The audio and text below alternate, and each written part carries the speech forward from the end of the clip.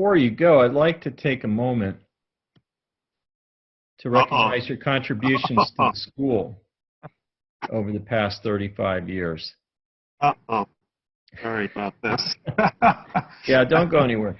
I first met Anantha in 2013, and he took on the role of Executive Associate Dean for Research in the School of Medicine in 2015.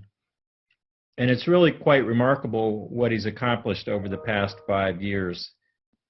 So under Anantha's leadership, the school's research programs and reputation have grown dramatically. Our NIH funding has risen nearly 75% on his watch and has broken records for the last 3 years, and we're poised to do so again this year.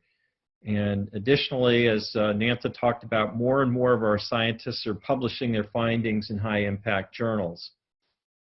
11 years ago, he founded the Clinical and Translational Sciences Institute, the CTSI, which employs over 100 people and connects the research of Indiana's 3 major research universities, Indiana University, Purdue University, and the University of Notre Dame. And the impact of the Indiana CTSI's commitment to pilot funding, training, core facilities and services can be felt by every Hoosier, whether they know it or not. Anantha earned his medical degree from St. John's Medical College in Bangalore, India, and he completed his psychiatry residency and PhD in medical neurobiology at the IU School of Medicine. And remarkably, he's been at IU ever since.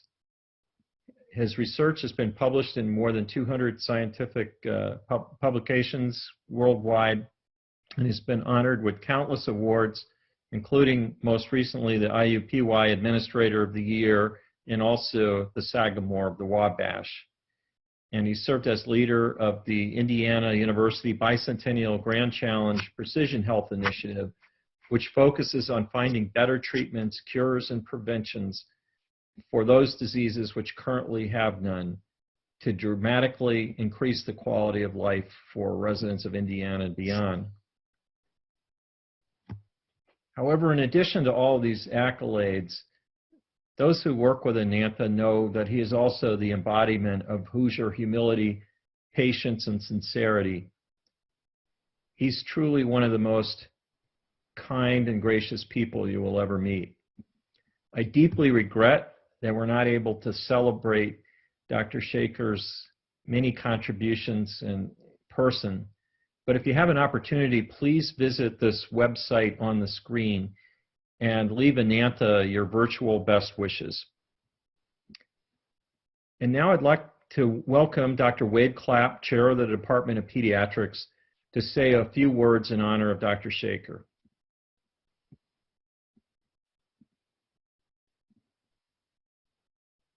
On behalf of the faculty regarding our dear friend and colleague, Dr. Anantha Shekhar.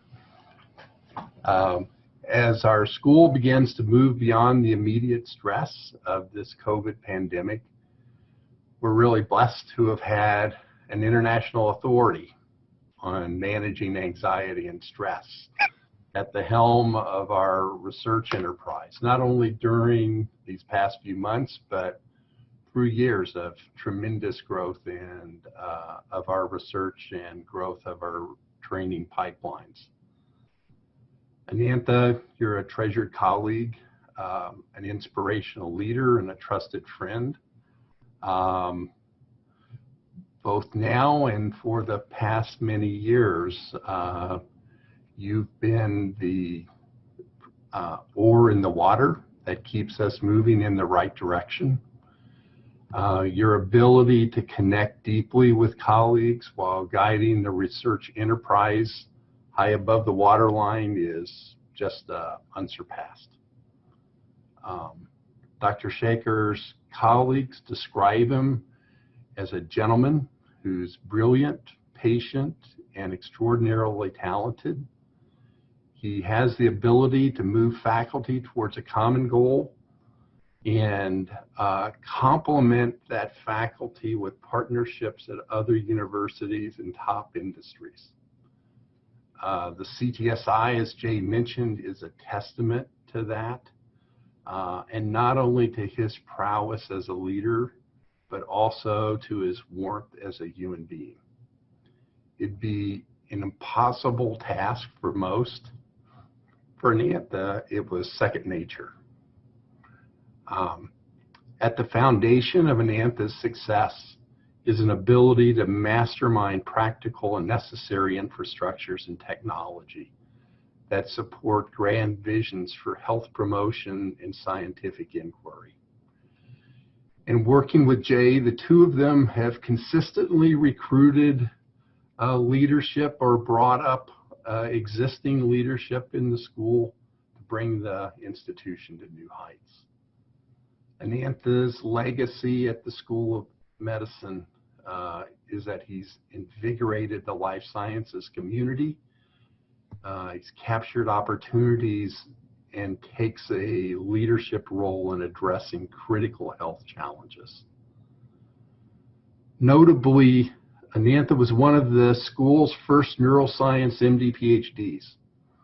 He arrived at the school to begin a residency in psychiatry in 1985 after completing medical school in India, as Jay mentioned. Once here, he enrolled in a neuroscience PhD program and dedicated himself to laboratory pursuits. This enabled him to discover, after months of work, the precise anatomic nucleus in the hypothalamus that causes panic attacks, the subject of his first major research publication. Over the next 35 years, Dr. Shekhar discovered the hormone responsible for panic. He's made seminal discoveries related to the cause of post-traumatic stress disorder and is developing a very promising drug to treat this devastating condition. Jay spoke about the number of chapters and manuscripts that Anantha's published. I just add to that many of those are in seminal journals, including Nature Medicine, Nature Neuroscience, and others. When the school received the Lilly Endowment funding to establish the MSTP, the Medical Scientist Training Program, in 2000, Anantha became an absolute go-to mentor for these students. In fact, today he currently mentors two outstanding MD PhD trainees in the Medical Neurosciences PhD program, as well as many other undergrads and med students in the MSTP program. It's unbelievable that he can do all of this given his many other duties, but he does. His ability to nurture future life science leaders stems from his desire to merge science with medicine and bring research to the bedside as quickly as possible. He also has the innate ability to support and encourage students to have high expectations and to be resilient in their work. His desire to create rich educational experience for students flows through the Precision Health Initiative and the CTSI. He also provides career development support for many MSTP faculty mentors, graduate fellowships for many of our MSTP students, and funding support for the summer pipeline program for the MSTP. These efforts extend beyond the MSTP to training opportunities for PhD graduate students, MD onlys, and PhD postdocs, and junior faculty pipelines that transcend any department. So we know we need more MD PhDs, particularly those like Anantha. So just as Anantha has maximized dual degrees for the benefit of our students, our research pipeline and patients, we need others to jump in the boat and to pull oars like he has and pull ahead. That's why, with Jay's support, Bruce Lamb, Brittany Shea Herbert, Gary Landreth, Mary, Maxwell, and I have been quietly developing an appropriate way to honor Anantha's 35-year tenure at the school. It's my pleasure to announce that the Anantha Shekhar MSTP endowment has been established. This fund will help support the MSTP training program and enhance its neuroscience focus by naming a scholar in Anantha's name each year. The fund will help ensure that MSTP students benefit from a sophisticated medical research experience with mentors who challenge them to make life better for patients. At its heart, this fund supports the development of future Ananthas, who is amongst the first graduates of the school's med science program here. Anantha, you've provided us the oars and the navigational resources for continued growth of our health research enterprise and our scientific leadership pipeline. The school, the broad Indiana community, and our health system will benefit for years to come from the impact of your work. This gift expresses our gratitude, Anantha, and know we will always miss you, but wish you great success in your new position. Thank you. Wow. Thank you so much. Thank you, Wade. But that's not all. Finally, it's my honor to introduce Indiana University President Michael McRobbie, who will share some remarks about Dr. Shekhar. President McRobbie. Well, thanks very much, Jay. I'm afraid I think I joined you late. I was in another meeting and have just flipped over to this one, so my apologies. Firstly, let me take advantage of the fact that there are, I believe, over 100, maybe more, people from the School of Medicine with us today. And before I just make some comments about Anantha, let me thank all the members of the School of Medicine for all that you are doing to help us weather and surmount the COVID-19 crisis. I've said many times over the last couple of months that this is the biggest crisis probably of any time that the university has had to face for over 100 years, certainly since the Spanish flu, which is almost exactly 100 years ago. And it has required us to make pretty dramatic decisions in a climate of continuing uncertainty on an almost day-by-day basis, certainly in the early days. And now, of course, we have to reverse that process, which is probably going to be even more difficult to begin resuming something like our usual operations over whatever period of time that takes. And this has really been sort of all hands to the oars exercise. And I know the School of Medicine, the clinicians, I know a lot of students who graduated early and so on, have really played a major role, and are playing a major role, and are at the battle lines every day, and no doubt some have succumbed to it and are recovering from it. So the most sincere thanks to all of you who've played your part in dealing with this unprecedented public health crisis, certainly of recent times, in not only Indiana, the state, Indiana University, the state, the country, and the world, and we're most grateful to you. But I'm joining you today to very sadly farewell Anantha Shekhar. I know Anantha a long time and worked with him, I think, before I became president in a number of capacities, and he is without doubt, I think, one of the truly great servants of the university. His energy and his capacity for work seems to know no limits. I don't think I've ever seen him look tired. I've never known him not to take on and agree to take something on. more importantly, not only does he take it on, he actually gets it done, and that's a rarer commodity indeed. And not only gets it done, but gets it done well and decisively. And time and time again, he's been in a pivotal position in some committee or some other initiative within the university, and he has always delivered in the most exemplary fashion.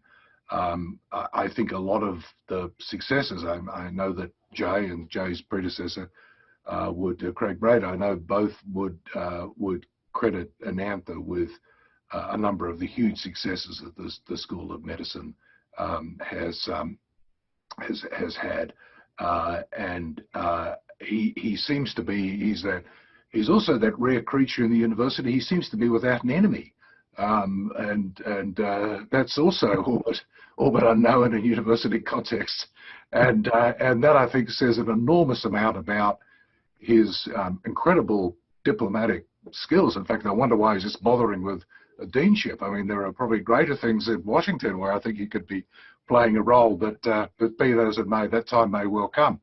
But Anantha, we really are enormously grateful to you for all of your contributions to Indiana University. They really have been, as I said, truly exemplary. I think you've been a model of intercampus comedy. You are widely respected, obviously in Indianapolis, but also in Bloomington.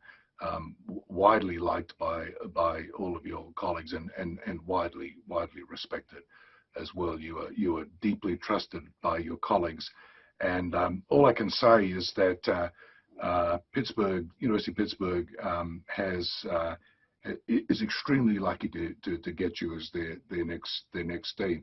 In fact, I happen to, because I served on a committee when he was director of NIST, I happen to know the chancellor of Pittsburgh very well. And when he kind of rang me very sheepishly to tell me this travesty that he was going to unleash on Indiana University, I told him all that as well, about how lucky he was to get somebody of your quality. And I'm sure you'll go to Pitt, and I'm sure you'll be an enormous success, and you'll be working for a very fine chancellor too. So I think it'll be a great match as well.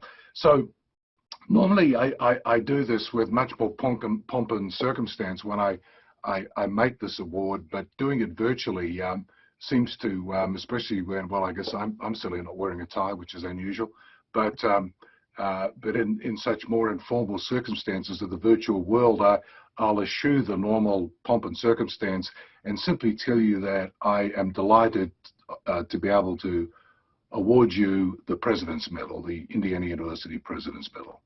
And here is a replica of it, a picture of it.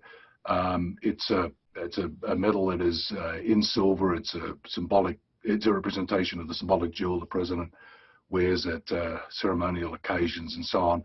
And it's the highest award that the president of Indiana University can give. And I think it is only fitting to make this award to you for your outstanding career at Indiana University and all that you have contributed to the university. As I said, truly exemplary.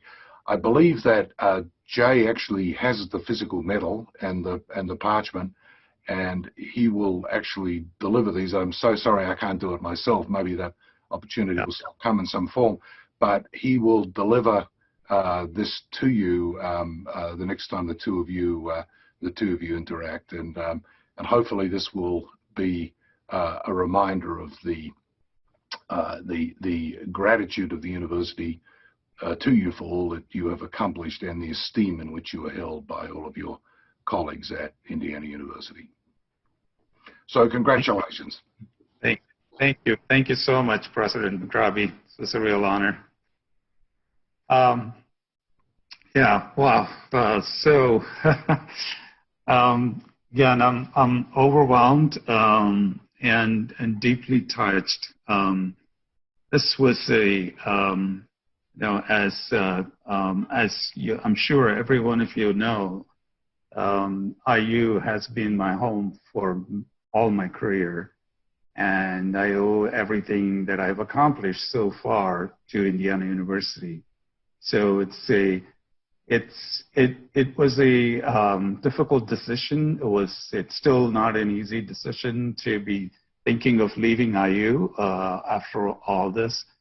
And in fact, I hope I will remain as Professor Emeritus and will continue to be engaged with IU for the rest of my career. But this is really an incredible place, and I think will only grow to be even greater heights in the trajectory that it's going despite COVID and the challenges. And I think even within the COVID challenge, we, the medical school and the university in general, has done such an exemplary job, and the state overall has been led by the university so well to make the right decisions and to do the right things. And that's the value of IU and all of us who work for IU, to help the people and to make our state and the rest of our institutions better. So I think to that extent, it's been my real honor and pleasure to serve everyone, to be part of IU, to be part of this successful team. It will be very hard for me to not be part of this, already going through grief, and certainly not part of the big red and having to actually start liking blue color, which is kind of hard for me, thinking about that in Pittsburgh. So I really, truly, genuinely appreciate everything that all of you have said, particularly the friendship of President McRobbie, and all of our conversations about cricket and various other issues of the university. You can understand me. I know. and the wonderful support I've had from Dean Hess and the great support from all of you in the School of Medicine, and really finally for terrific colleagues. Wade Clapp is an example of someone who spoke, but Wade has been as much an engine of everything we've built. Tatiana, Bruce Lamb, I mean, you can name all of our institute directors, Pat Lehrer, any number of them. They've all been great partners for me to build what we have built here. So it's really through the teamwork, and my part has been mainly to be a cheerleader and to be able to help the teams accomplish what they really want to do. With that, it's been really easy to do great things with IU, as well as all of our industry partners. So I'm deeply touched and deeply honored, and hopefully I'll be coming back many times. I will get to meet everyone in person someday when we have the ability to actually meet face to face. But until then, thank you so much, and I really appreciate and look forward to speaking with every one of you. In particular, thanks to Jay and Michael for joining today. Thank you.